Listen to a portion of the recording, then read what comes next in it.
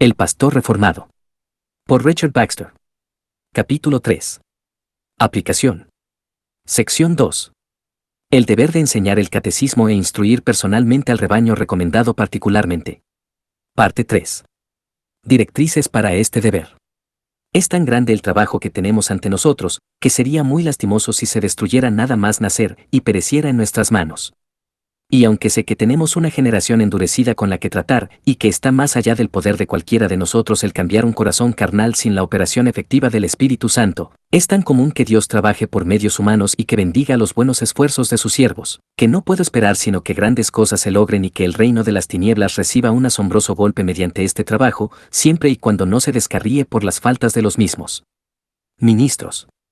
El peligro principal surge de la falta de diligencia o de capacidad. De lo primero he hablado mucho ya, y en cuanto a lo siguiente, soy consciente de mi propia incapacidad, de que estoy lejos de imaginar que soy adecuado para proporcionar instrucciones a nadie sino a los más jóvenes e inexpertos en el ministerio. Por tanto, espero mucha justicia en la interpretación de lo que digo, ya que voy a suponer que no hablo a nadie sino a los mencionados.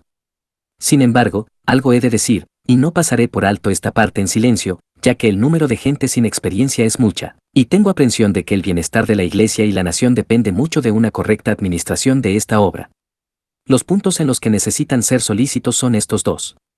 1. Hacer que las personas se sujeten a esta catequesis privada o instrucción, porque si no vienen a ustedes, o les permiten que ustedes acudan a ellos que bien podrán recibir. 2. Realizar el trabajo de tal forma que tienda lo más posible hacia el éxito. Artículo 1. Primero daré algunas directrices para conseguir que las personas se sometan a este curso de catequesis e instrucción.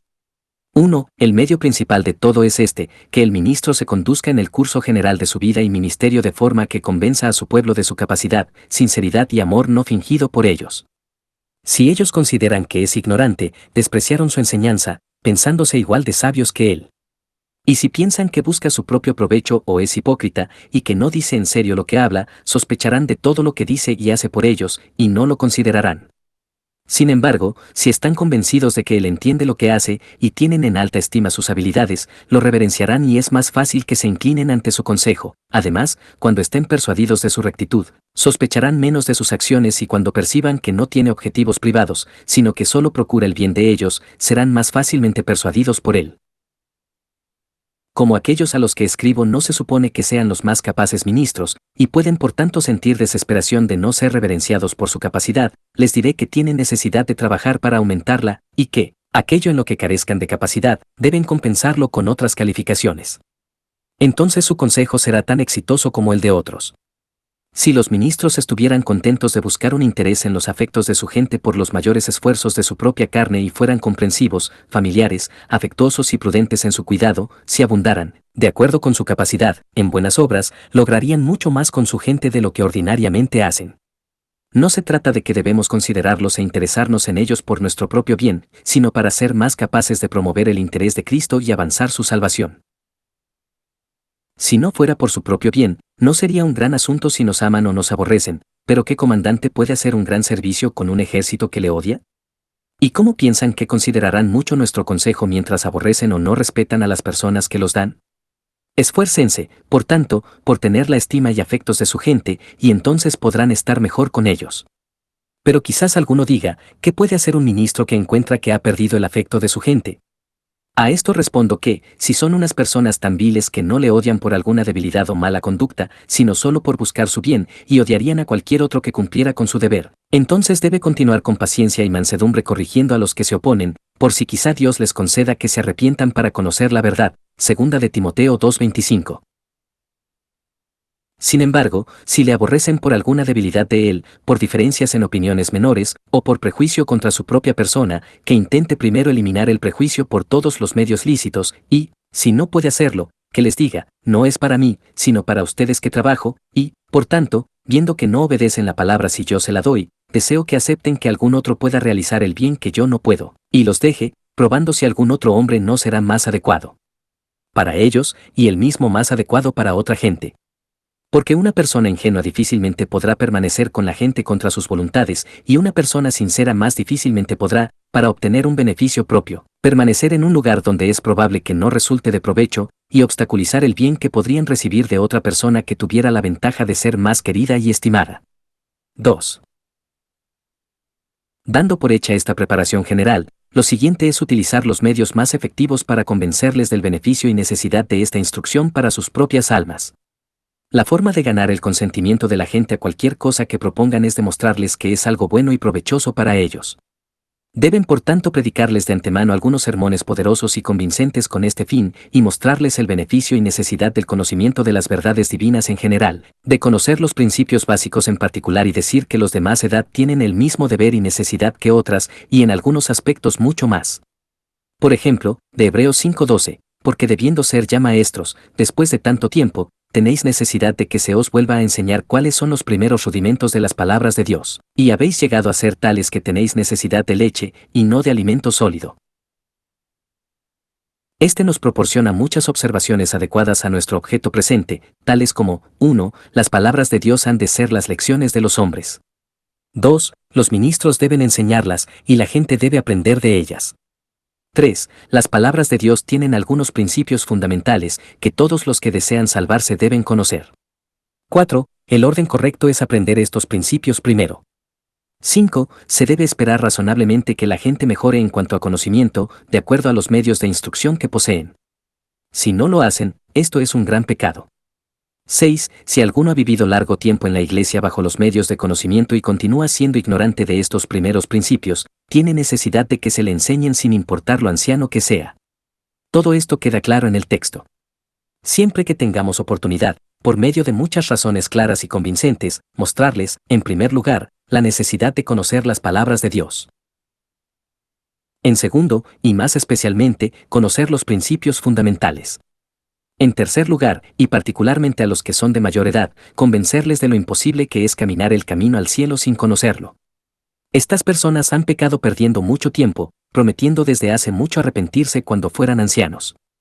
Deberían ser maestros de los jóvenes y su ignorancia es una vergüenza y pecado doble, y ahora tienen poco tiempo para aprender y están cerca de la muerte y el juicio, pero tienen almas que salvarse o perderse tanto como otros. Convencerles de que hay muchas dificultades y enemigos en ese camino y de que las personas no pueden ocuparse de sus asuntos mundanos sin conocimiento, ni aprender un oficio sin ser aprendices. Convencerles de la contradicción que es ser cristiano y aún así negarse a aprender, porque ¿qué es un cristiano sino un discípulo de Cristo? ¿Y cómo puede ser un discípulo de Cristo aquel que se niega a ser enseñado por él y que se ha negado a ser enseñado por sus ministros? Porque Cristo no volverá a bajar del cielo para enseñarles de su propia boca, sino que ha subordinado a sus ministros para mantener una escuela y enseñarles. Si alguien dice, por tanto, que no quiere ser enseñado por sus ministros, es como decir que no quiere ser enseñado por Cristo, y es lo mismo que decir que no quieren ser discípulos, ni cristianos.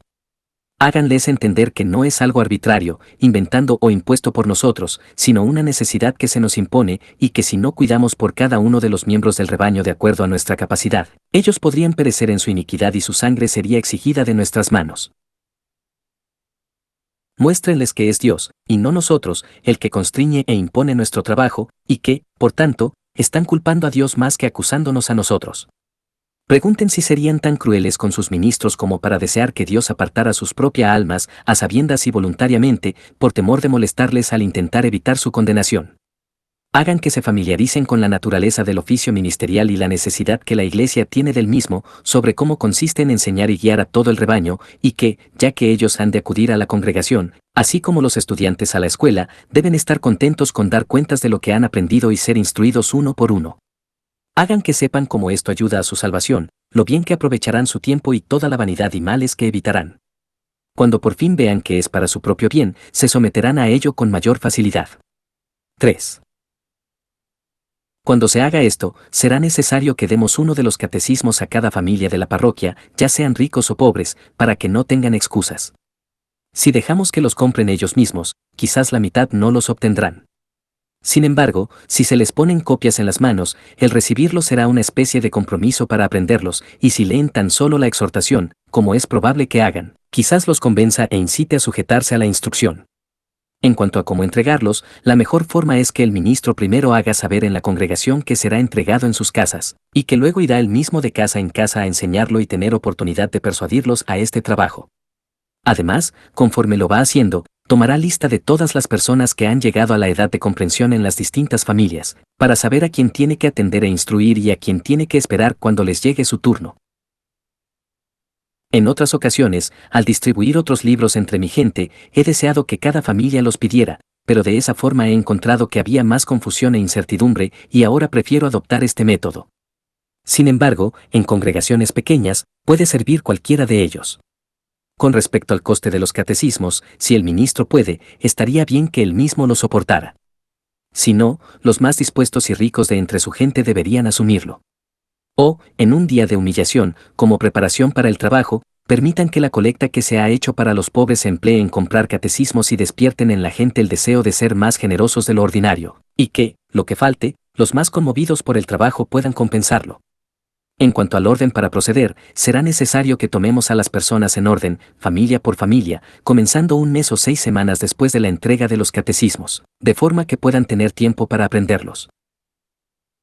Así, tomándolos a todos en común, estarán más dispuestos a asistir y los que son reacios estarán más avergonzados por negarse. 4. Asegúrense de tratar amablemente con ellos, y resuelvan toda falta de motivación tan efectivamente como les sea posible. 1. Díganles en público que si han aprendido cualquier otro catecismo ya, no les instarán a aprender este a menos que lo deseen. Digan que el contenido de los catecismos ortodoxos es el mismo, solo que la razón para ofrecerles este era su brevedad y lo completo que es, de forma que pueden enseñarles tanto como es posible con pocas palabras, y así hacer que su trabajo sea más fácil. O si alguien preferiría aprender algún otro catecismo, permitan que elijan el que quieran. 2. En cuanto a los ancianos que tengan una memoria débil y que no es probable que vivan durante mucho tiempo en el mundo, a los que se quejan de no poder recordar las palabras, díganles que no esperan que molesten mucho sus mentes, sino que su deseo es que lo escuchen, lo lean con frecuencia para ver si lo entienden, y ponerlo en sus mentes y corazones. Digan que con eso estarán satisfechos, aunque no puedan recordar las palabras. 3. Que su trato con los que comienzan sea amable, convincente y con el ánimo de ganárselos, para que cuando hablen de ello pueda animar a otros a venir. 5. Finalmente, si todo esto no sirve para hacer que se sometan algunas personas en particular, no las abandonen.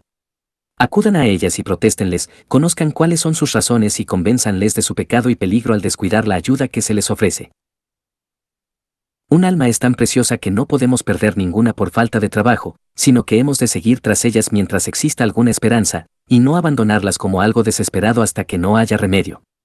Antes de abandonarles, hagamos los máximos intentos, de forma que hayamos experimentado su obstinado desprecio como garantía para abandonarles. El amor todo lo soporta, y espera mucho. Artículo 2. Habiendo empleado estos medios para tratar que vengan y se sometan a sus instrucciones, hemos de considerar a continuación cómo pueden tratar de forma más efectiva con ellos en el trabajo en sí. De nuevo debo decir que pienso que es un asunto mucho más fácil componer y predicar un buen sermón que tratar directamente con un ignorante para darle instrucción y entregarle los principios más esenciales de la fe. Como este es un trabajo despreciado por algunos, no dudo de que pondrá a prueba los dones y el espíritu de los ministros, mostrándoles la diferencia entre un hombre y otro de forma más completa que la predicación. Como es adecuado a mi propósito, aquí citaré las palabras de un hombre muy instruido, ortodoxo y piadoso. El arzobispo Husser, en su sermón ante el rey Jaime en Wanstead sobre el texto de Efesios 4:13 dijo: el cuidado de su majestad nunca puede ser recomendado lo suficiente por haber dado orden de que los puntos principales del catecismo deben, en su ministerio ordinario, ser diligentemente propuestos y explicados al pueblo por todo el territorio. Esto es algo que desearía que se ejecutara debidamente en todo lugar, como era piadosamente su intención. Los grandes eruditos posiblemente puedan pensar que no encaja con su reputación el inclinarse tan bajo y pasar tanto tiempo enseñando estos rudimentos y principios básicos de la doctrina de Cristo, pero deberían considerar que el poner el cimiento con maestría es un asunto de la mayor importancia en la construcción de todo el edificio, porque es la piedra angular misma del mejor edificio. Conforme a la gracia de Dios que me ha sido dada, yo como perito arquitecto puse el fundamento, 1 Corintios 3:10, dijo el gran apóstol. Y cuando a los más instruidos de nosotros nos complazca probar, encontraremos que poner este cimiento correctamente, es decir, aplicarnos a la capacidad de una audiencia común para hacer que alguien ignorante entienda estos misterios en una buena medida, es algo que pondrá a prueba nuestra capacidad, y nos causará muchos más problemas que si fuéramos a discutir acerca de una controversia o a tratar un punto de aprendizaje en las escuelas. Sin embargo, Cristo nos dio tanto a sus apóstoles, profetas y evangelistas como a sus pastores y maestros ordinarios, para traernos a todos, tanto los instruidos como los no instruidos, a la unidad de su fe y conocimiento. Descuidar esto es frustrar toda la obra del ministerio. Porque, aunque prediquemos muchos sermones al pueblo, nuestra labor estará perdida mientras el cimiento siga sin poner y los principios básicos sobre los cuales ha de construirse toda otra doctrina no se enseñen. Las directrices que creo que son necesarias para la correcta administración del trabajo son las siguientes. 1. Cuando su gente acuda a ustedes una familia o más a la vez, comiencen con un breve prefacio para apaciguar sus mentes y eliminar toda ofensa, falta de disposición y desánimo, preparándolos para recibir sus instrucciones. Amigos míos, pueden decir, quizás a algunos de ustedes les parezca una ocupación inusual o problemática la que les estoy imponiendo, pero espero que no piensen que es innecesaria. Si hubiera pensado que es así, les habría ahorrado este trabajo a ustedes y a mí mismo. Sin embargo, mi conciencia y Dios en su palabra me han hecho saber de forma solemne lo que es tener cuidado de las almas, y como la sangre de aquellos que perecen será requerida de las manos del ministro que los descuida, así que no me atrevo a ser culpable de ella como lo he sido hasta ahora.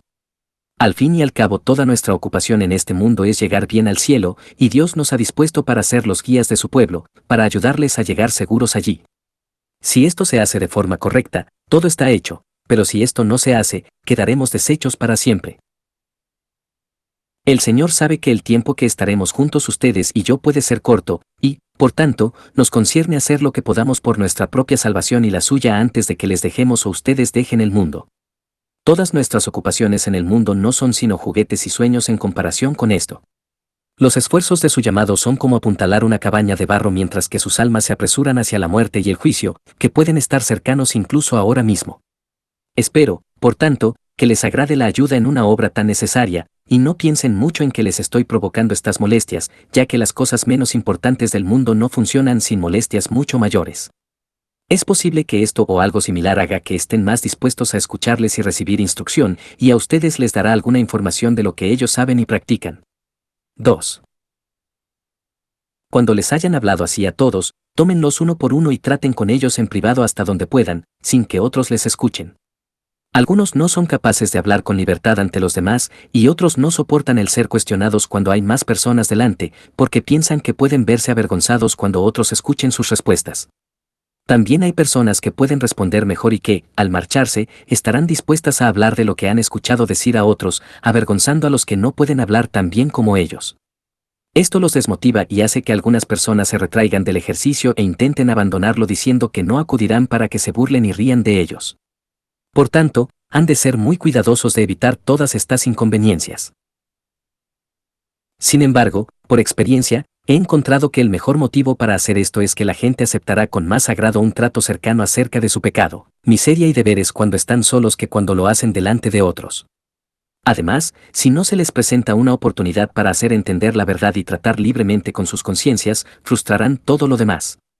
Por tanto, si tienen un lugar conveniente, hagan que los demás permanezcan en una estancia mientras hablan a solas con cada persona en otra.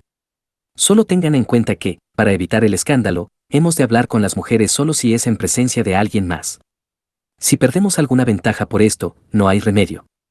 Es mejor hacerlo así que, dando ocasión de reproche a los maliciosos, destruir todo el trabajo.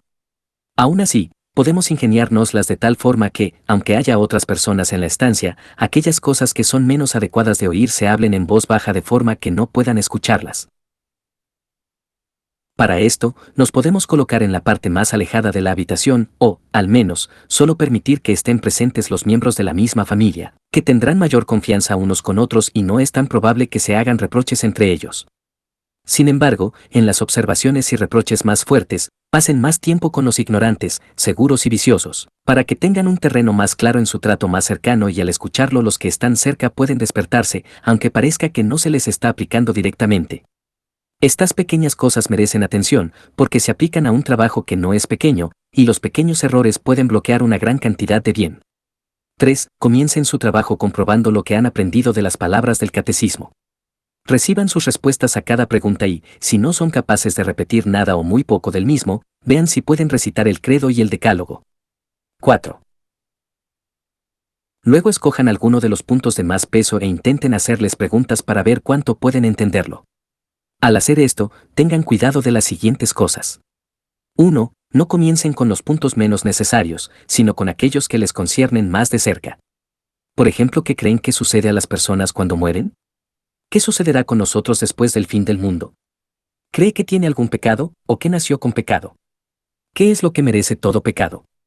¿Qué remedio ha provisto Dios para salvar a las almas pecadoras y miserables? ¿Ha sufrido alguien por nuestros pecados en nuestro lugar o debemos sufrir nosotros? ¿Quiénes son aquellos que Dios perdonará y quién se salvará por la sangre de Cristo? ¿Qué cambio debe realizarse sobre todos los que se salvan y cómo se lleva a cabo ese cambio? ¿Dónde descansa la mayor felicidad?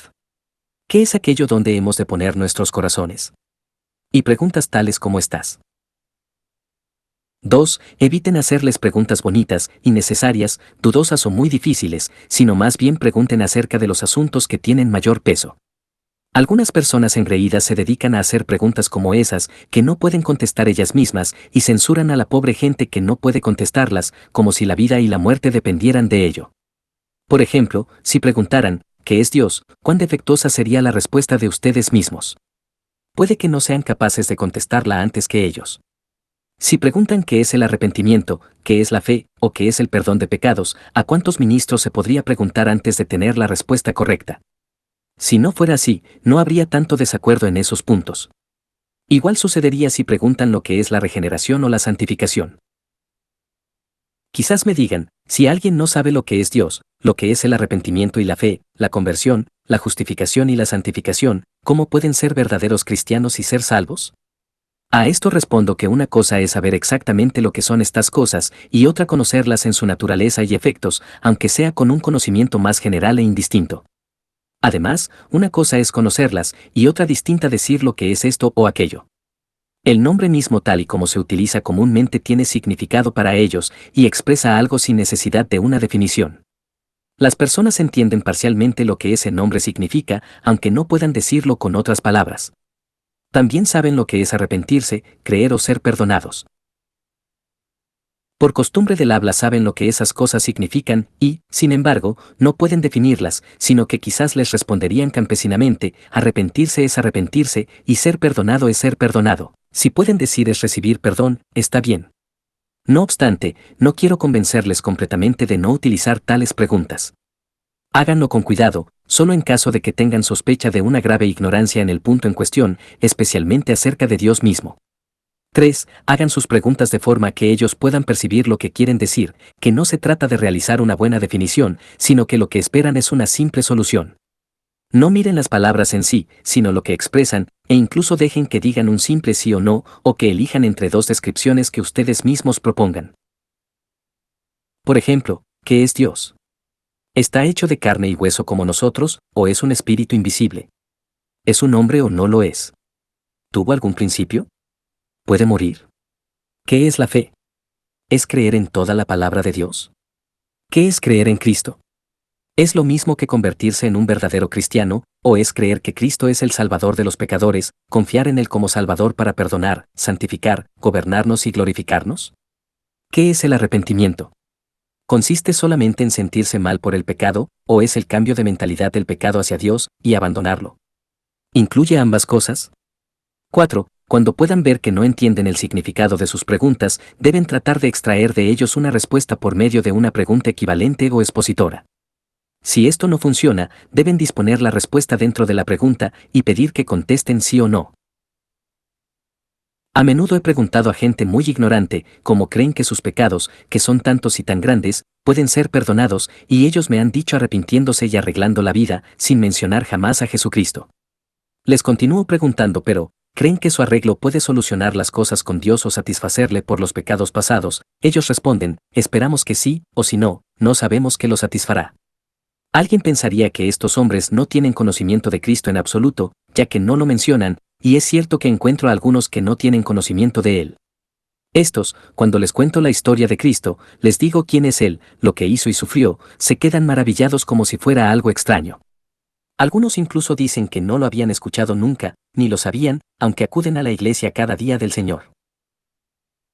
Pero otros sospecho que dan estas respuestas porque no entienden el enfoque de mi pregunta, sino que suponen que tomo la muerte de Cristo por garantizada, y que solo les estoy preguntando, estando bajo Cristo, ¿cuál es la parte nuestra que dará satisfacción a Dios? Aunque en esto también revelan una triste ignorancia, y cuando les pregunto si sus buenas obras pueden ameritar algo de Dios, contestan que no, pero que esperan que Dios las acepte. Y si les pregunto aún más allá, ¿pueden ser salvos sin la muerte de Cristo? Dicen no. Si continúo aún más qué es lo que ha hecho o sufrido Él por ustedes, ellos dirán Él murió por nosotros, o Él derramó su sangre por nosotros, y profesan que colocan su confianza en eso para salvación. Muchos tienen en sus mentes conceptos sin madurar que no pueden expresar, y, por una educación imperfecta y el desuso de los mismos, les resulta difícil explicar aquellas cosas de las que pueden tener algún concepto. En esto pueden ver la razón por la que deberían tratar tiernamente con la gente común en cuanto al conocimiento y las faltas de expresión, si ellos se dejan enseñar y tratar, y están dispuestos a usar los medios de aprendizaje. Existen muchos, incluso personas ancianas piadosas, que no pueden expresarse con una propiedad tolerable, o ni siquiera aprender cuando las expresiones son puestas en sus bocas. Algunos de los cristianos más piadosos, experimentados y aprobados que conozco, personas de edad, se quejan ante mí con lágrimas de no poder aprender las palabras del catecismo, y, cuando considero las ventajas que han tenido para hacerlo, ya que han disfrutado de la más excelente ayuda en deber constante, y han tenido la mejor compañía durante 40, 50 o 60 años, esto me enseña qué es lo que puedo esperar de la gente pobre e ignorante que nunca tuvo esa compañía piadosa para conversar durante un año o siquiera una semana, y me enseña a no rechazarlos con tanta prisa como algunas personas más exaltadas o elevadas querrían que lo hiciéramos. 5. Si ven que se encuentran perdidos, incapaces de responder sus preguntas, no los presionen mucho o durante demasiado tiempo con una pregunta tras otra. No vaya a hacer que crean que solo quieren confundirlos y hacerlos quedar mal. En lugar de esto, cuando perciban que no pueden responder, den un paso ustedes y tomen la carga, dando la respuesta ustedes mismos a las preguntas. Hagan esto de forma completa y clara, proporcionando una explicación plena de la verdad para ellos, de forma que, por medio de su enseñanza, ellos puedan entender antes de dejarles. Es normal que sea necesario volver a retomar el asunto desde el principio, por orden, hasta llegar al punto en cuestión. 5. Cuando hayan hecho lo que vean necesario para probar su conocimiento, procedan a instruirles de acuerdo a su capacidad. Si es alguien que entiende los principios fundamentales de la fe, traten de algún tema del que perciban que tiene más necesidad, ya sea explicando más alguno de los misterios del Evangelio, estableciendo las bases de algún deber del que la persona pueda dudar, mostrando la necesidad de algo que está descuidando, o apuntando sus pecados o errores, ya que eso será más convincente y edificante. Si, por otra parte, es alguien muy ignorante, den un recital claro y familiar resumiendo la fe cristiana en unas pocas palabras, porque, aunque eso ya esté en el catecismo, el expresarlo de manera más familiar puede ser una mejor ayuda para que lo entiendan. Algo así, han de saber que, desde la eternidad existe un Dios, que no tuvo principio, y no tendrá fin, que no es un cuerpo como nosotros, sino un ser puramente espiritual, que sabe todas las cosas y puede hacer todas las cosas, y que contiene en sí mismo toda bondad y bendición. Este Dios es uno, pero tres personas, el Padre, el Hijo y el Espíritu Santo, de una forma que está por encima de toda comprensión. Y deben saber que este Dios creó todo el mundo por su palabra, hizo los cielos para ser el lugar de su gloria, y una multitud de santos ángeles para servirle. Pero algunos de estos, por orgullo o algún otro pecado, cayeron de su alta posición y se convirtieron en demonios, y serán desgraciados para siempre. Cuando hubo creado la tierra, creó al hombre como la criatura más noble aquí abajo, un hombre y una mujer, Adán y Eva, y los hizo perfectos, sin pecado, colocándolos en el jardín del Edén. Les prohibió comer de uno de los árboles del jardín, y les dijo que si comían de éste, morirían. Pero el diablo, que había caído primero, los tentó a pecar. Ellos cedieron a su tentación y cayeron bajo la maldición de la ley de Dios. Sin embargo, Dios, en su infinita sabiduría y misericordia, envió a su propio Hijo para ser su Redentor, Jesucristo, el cual, cumplido el tiempo, fue hecho hombre, naciendo de una virgen por el poder del Espíritu Santo, y vivió en la tierra entre los judíos alrededor de 33 años. Durante este tiempo, él mismo predicó el Evangelio e hizo muchos milagros para probar sus enseñanzas, sanando a los cojos, los ciegos, los enfermos y levantando a los muertos con su divino poder. Al final, Él fue ofrecido en la cruz como sacrificio por nuestros pecados y para soportar la maldición que nosotros deberíamos haber soportado. Y ahora, si los pecadores creen en Él y se arrepienten de sus pecados, Él perdonará libremente todo el pasado, y santificará su corrupta naturaleza, y, a su tiempo, los llevará a su reino y gloria celestial. Pero si toman a la ligera sus pecados y su misericordia, Él los condenará a la eterna miseria en el infierno. Este es el Evangelio que Cristo, habiéndose levantado de los muertos al tercer día, asignó a sus ministros para predicar en todo el mundo, y, después de haber dado esto como encargo a todos sus apóstoles, ascendió al cielo ante sus rostros, y ahora está allí en gloria junto con Dios Padre, en nuestra naturaleza. Y, al fin de este mundo, Él vendrá de nuevo en nuestra naturaleza y levantará a los muertos de nuevo a la vida, trayéndoles ante Él para que cada uno sea recompensado por sus hechos estando en el cuerpo, de acuerdo con lo que hizo, sea bueno o sea malo. 2 Corintios 5:10. Por tanto, si ustedes quieren ser salvos, deben creer en Cristo como el único Salvador de la ira venidera, han de arrepentirse de todos sus pecados, deben, en resumen, ser criaturas completamente nuevas, o no habrá salvación. Un recital breve como este de los principios de la fe, proporcionado de la manera más familiar que pueda ocurrírseles, con un leve toque de aplicación al final, será necesario cuando traten con personas muy ignorantes. Si perciben que no lo entienden, vuelvan a ello, y pregunten si lo entienden, tratando de fijarlo en sus memorias. 6. Son o no muy ignorantes, si sospechan que no son convertidos, esfuércense después por realizar una investigación prudente de su estado.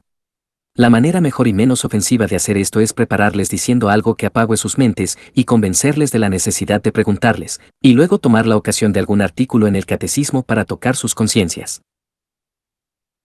Por ejemplo, puede ver que el Espíritu Santo, por medio de la palabra, ilumina la mente y suaviza y abre los corazones, volviendo a las personas del poder de Satanás a Dios por medio de la fe en Cristo, y purifica para sí un pueblo propio, celoso de buenas obras, Tito 2:14, y que nadie sino los que pertenecen a este pueblo serán hechos partícipes de la vida eterna. Ahora, aunque no tengo deseo de escarbar sin necesidad en los secretos de nadie, debido a que es el oficio de los ministros el dar consejo a las personas en los asuntos de la salvación, y debido a que es tan peligroso estar confundidos en los puntos que implican la vida y la muerte eternas, le invitaría a ser honesto y decirme: ¿ha visto este gran cambio sobre su propio corazón? El Espíritu Santo, por medio de la palabra, vino sobre su entendimiento con una nueva vida divina que le ha convertido en una nueva criatura. El Señor, que ve su corazón, sabe si es así o no, oro, por tanto, para que diga la verdad. Si contesta que tiene la esperanza de ser convertido, que todos son pecadores pero él lamenta sus pecados, o algo similar, entonces cuéntenles de forma más particular sobre algunas de las marcas más claras de una verdadera conversión y renueven y refuercen la pregunta de este modo: dado que su salvación o condenación está involucrada en esto, quiero ayudarle un poco en lo que respecta a ello, para que no esté equivocado en un asunto de tanta importancia, sino que pueda ver la verdad antes de que sea demasiado tarde, porque, ya que Dios nos juzga de forma imparcial, tenemos su palabra ante nosotros por la cual podemos juzgarnos nosotros mismos. Su palabra nos dice que el estado de alguien no convertido es este: no ve ninguna gran felicidad en el amor y comunión de Dios en la vida por venir que pueda llevar su corazón hasta allí, apartándolo de este mundo presente, sino que vive en su ser carnal, o en la carne, y la mayor inclinación de su vida es que le vaya bien en la tierra, y la fe que tiene es solo un pequeño añadido por si pudiera acabar condenado cuando no pueda seguir en el mundo por más tiempo. De esta forma, el mundo y la carne están más altos en su estima y más cercanos a su corazón, y Dios y la gloria están tras de ellos. Todo su servicio de Dios no es sino entregarle aquello de lo que el mundo y la carne pueden prescindir. Este es el caso de toda persona no convertida, y todos los que están en esta situación están en un estado de miseria.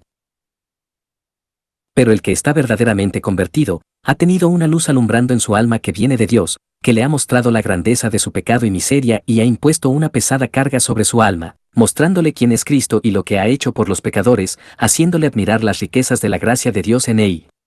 Oh, qué buenas noticias son, que aún existe esperanza para estos pecadores perdidos, que tantos y tan grandes pecados pueden ser perdonados, y que ese perdón es ofrecido a todos aquellos que lo aceptan.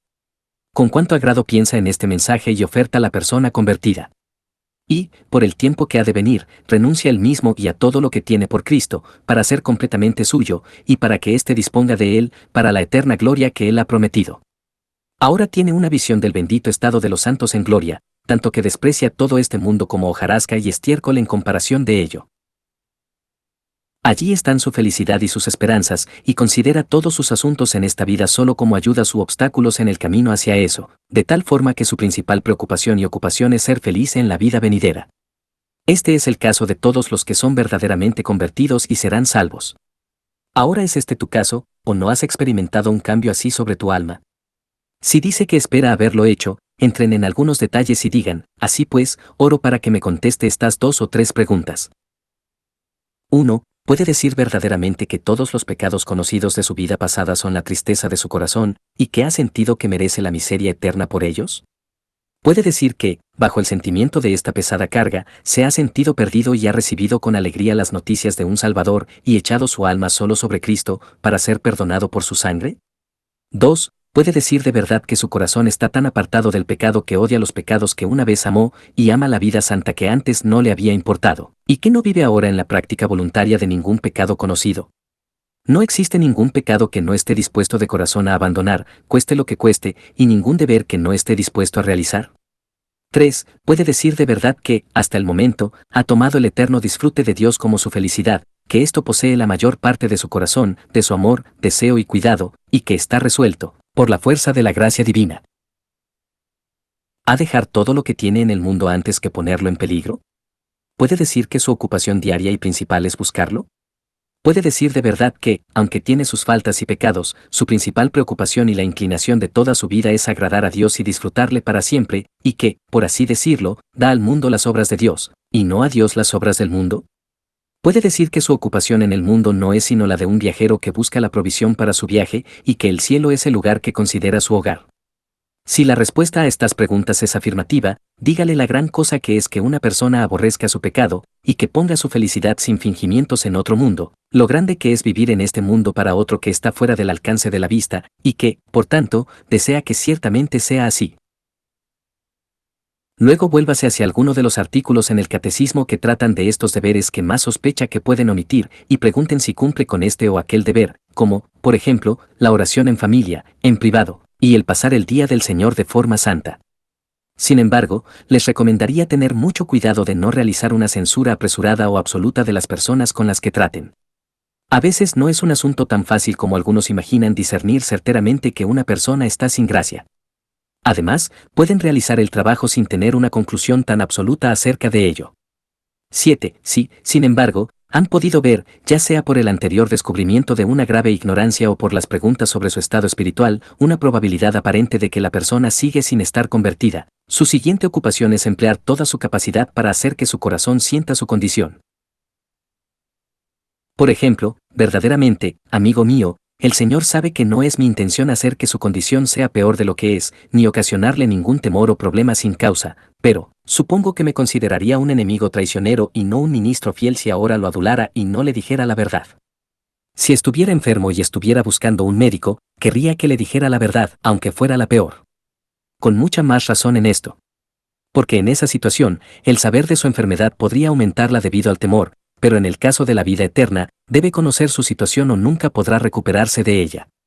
Temo mucho que usted todavía sea un extraño a la vida cristiana, porque si de verdad fuera un cristiano y estuviera convertido, su propio corazón estaría puesto en Dios y la vida por venir, y haría de su ocupación principal el prepararse para la felicidad eterna, y no viviría en ningún pecado voluntario ni descuidaría ningún deber conocido.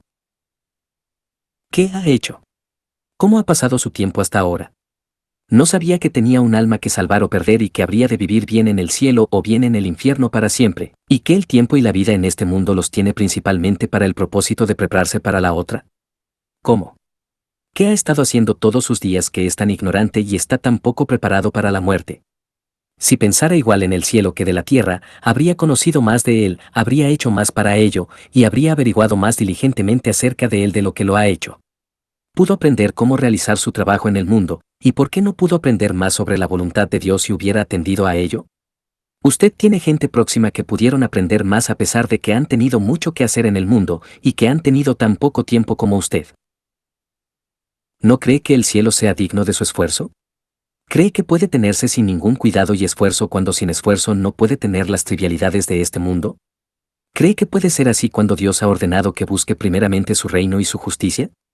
Oh amigo, ¿qué sucedería si hubiera muerto antes de esta hora sin haber estado convertido? ¿Qué habría sido ahora de usted y dónde habría estado? ¿Cómo ha podido ser tan cruel consigo mismo como para arriesgar su estado eterno de manera tan desesperada como lo han hecho? ¿En qué estaba pensando? ¿En todo este tiempo no sabía que habrá de morir en breve y ser juzgado de la forma en que se encuentre al hacerlo?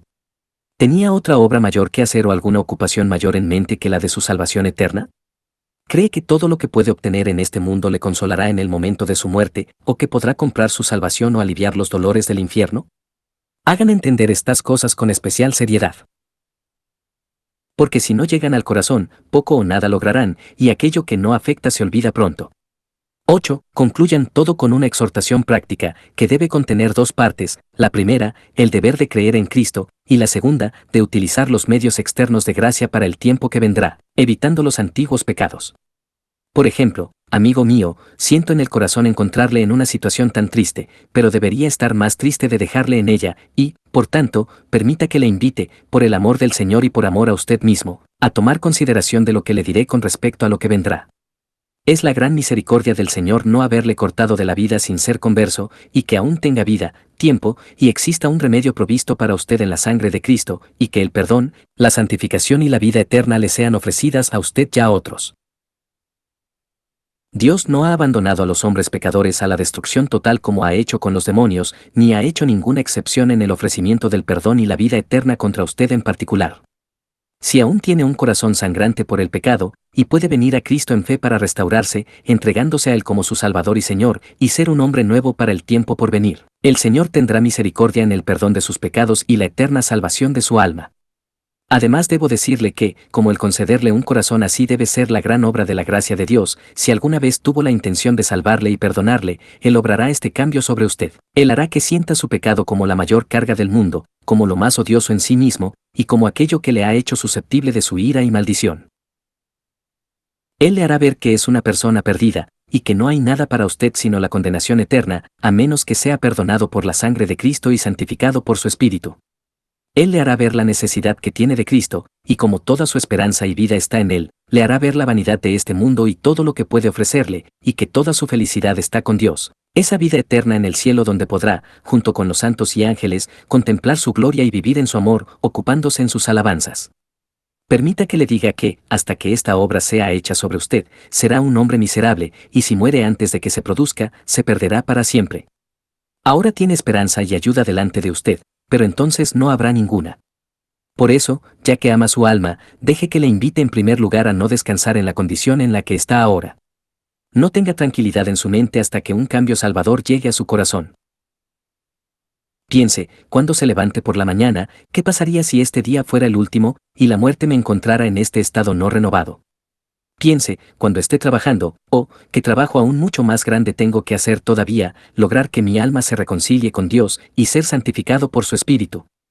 Piense, cuando esté comiendo, bebiendo, o mirando cualquier cosa que posea en el mundo, qué bien es todo esto para mí si vivo y muero como un enemigo de Dios y un extraño a Cristo y su Espíritu, y perezco para siempre. Que estos pensamientos estén día y noche sobre su mente hasta que su alma cambie. En segundo lugar, le invito a pensar seriamente lo vano que es este mundo, y lo pronto que le dejará en una tumba fría y en la miseria eterna si no tiene un tesoro mejor que él. Considere además lo que es vivir en la presencia de Dios y reinar con Cristo, ser como los ángeles. Piense que esta es la vida que Cristo ha procurado para usted, la que está preparando y la que le ofrece si simplemente lo acepta, y yo. Piense si no es una locura pasar por alto una gloria tan infinita y preferir esos sueños carnales y sombras terrenales antes que ella. Acostúmbrese a estas consideraciones cuando esté solo, y deje que habiten en su mente. En tercer lugar, le invito a que en el momento, sin ningún retraso más, acepte esta felicidad y este Salvador. Cierre con el Señor Jesús que le ofrece esta vida eterna, acepte con gozo y agradecimiento su oferta como la única forma de hacerle feliz, y entonces podrá creer que todos sus planes serán deshechos por Él. En cuarto lugar, propóngase ahora abandonar sus antiguos pecados, vea qué es lo que ha contaminado su corazón y su vida, y arrójelo de sí, tal y como haría con el veneno si estuviera en su estómago, aborreciendo el pensamiento de volver a cometerlos. Mi última petición es que sea diligente en el uso de los medios de gracia hasta que este cambio se produzca y luego continúe empleándolos hasta que sea confirmado y finalmente perfeccionado.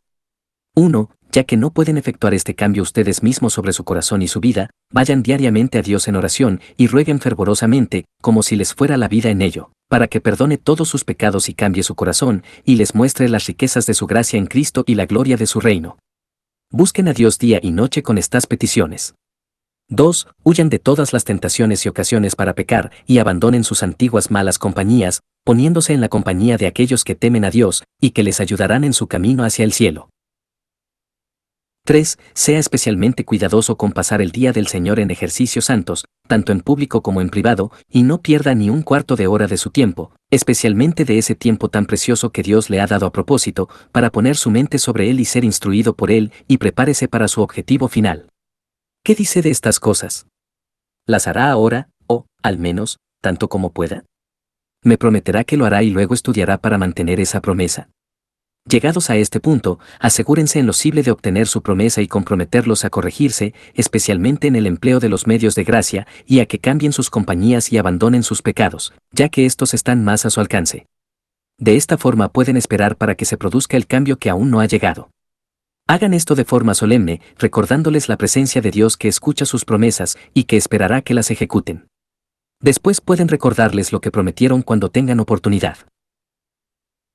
9. Al despedirles, hagan estas dos cosas. 1. Apacigüen sus mentes de nuevo con unas cuantas palabras, desaprobando cualquier cosa que haya podido resultar una ofensa. Por ejemplo, oro para que no se tome a mal que lo haya hecho pasar por esto, o el que le haya tratado con tanta libertad. Para mí es tan poco placentero como para usted. Le habría evitado esto a usted y a mí mismo si no supiera que estas cosas son ciertas y necesarias, pero sé que estaremos aquí juntos durante breve tiempo, y que tenemos un pie en el otro mundo. Por esto es tiempo de que miremos por nosotros y busquemos estar preparados cuando Dios nos llame. 2. Ya que es posible que no tenga oportunidad de hablar de nuevo con las mismas personas, establezcalas en el camino de perfeccionamiento que han comenzado.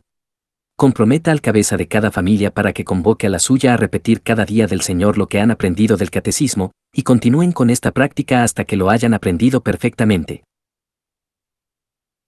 Cuando lo hayan hecho, que continúen recibiendo regularmente para no olvidarlo, porque, incluso para los más juiciosos, ayudará a tener en la memoria el resumen de la fe cristiana en cuanto a contenido, método y palabras.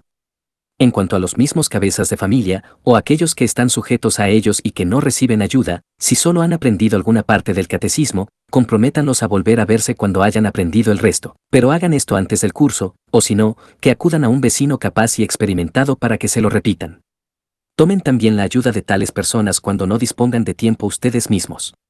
10. Tengan los nombres de todos sus parroquianos cerca de ustedes en un libro, y cuando vengan a repetir el catecismo, anoten en su libro quién vino y quién no.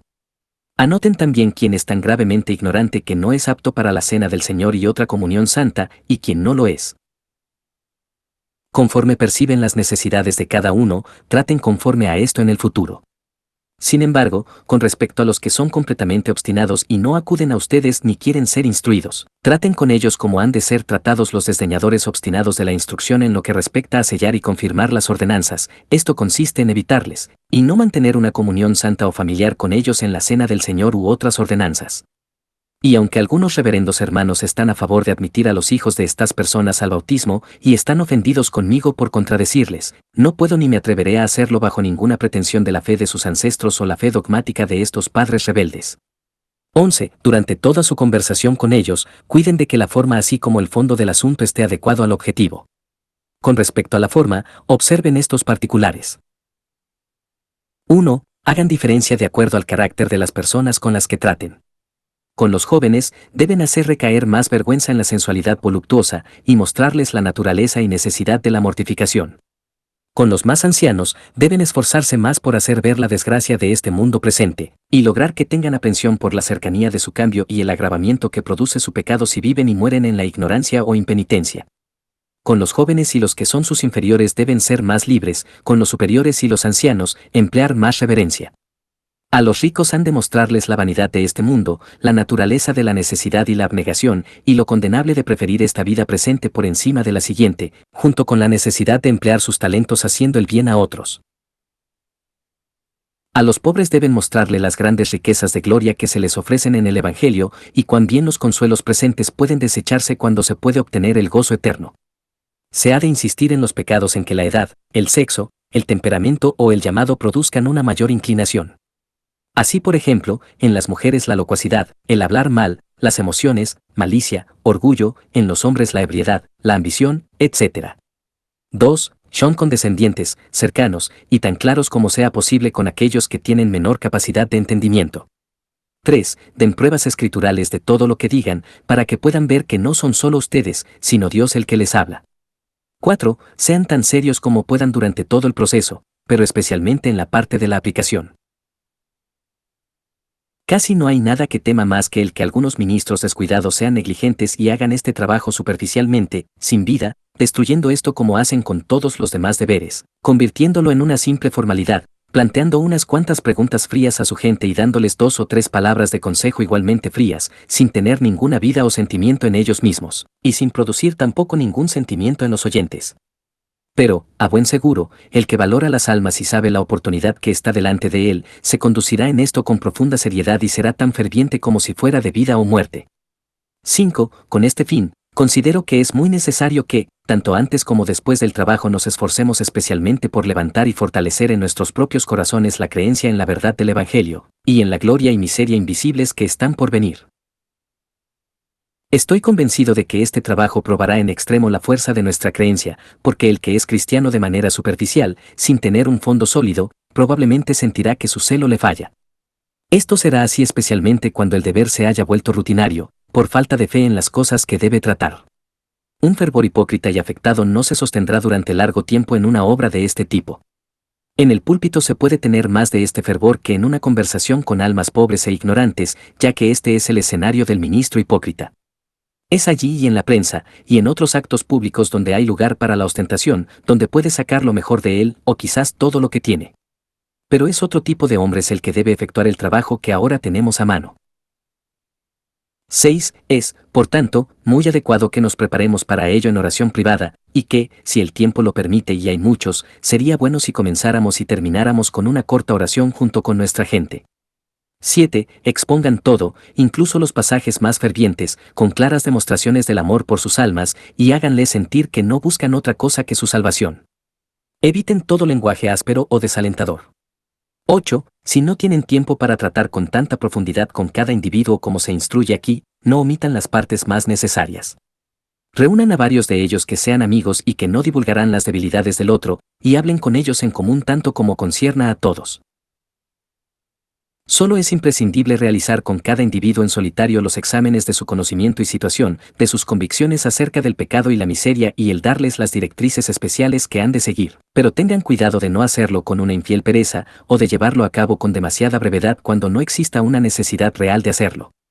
12. Finalmente, si Dios les da la posibilidad, extiendan su caridad a los que son más pobres antes de marchar. Den algo para que les sirva de ayuda y para compensar el tiempo que hayan tomado de su labor, especialmente para alentar a aquellos que lo hagan mejor. En cuanto al resto, prométanles lo mismo cuando hayan aprendido el catecismo. Ya sé que no pueden dar lo que no tienen, pero hablo a aquellos que puedan. Y ahora, hermanos, he terminado con mis consejos y les dejo con la práctica. Aunque los más orgullosos lo recibirán con desprecio, y los egoístas y perezosos con desagrado, o incluso con indignación, no dudo de que Dios lo usará a pesar de la oposición del pecado y Satanás, para despertar a muchos de sus siervos a su deber y promover la obra de la correcta reforma, y tampoco dudo de que su bendición acompañará esta empresa para salvar muchas almas, para la paz de aquellos que la realicen, para excitar a sus siervos a lo largo de la nación a secundarles, y para aumentar la pureza y unidad de sus iglesias. Amén.